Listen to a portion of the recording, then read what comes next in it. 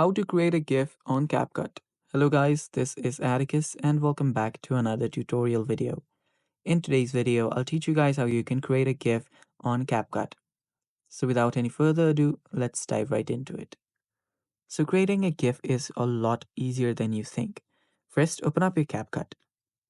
After you open up your CapCut, make sure that your CapCut is on its latest version. After that, you can tap on this new project to import a project or a small video that you want to change to a GIF. I'll just open one from my draft. After you do that, you can then cut a video to a really small chunks or parts.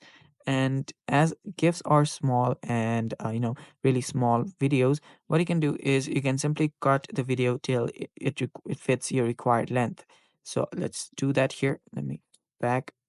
Okay, so after you've cut your video, and what you then need to do is tap on this icon right here, right besides your export. Now, sometimes it'll be named as Ultra HD or video. Simply tap on it. After you do that, on this section, you'll find GIF option.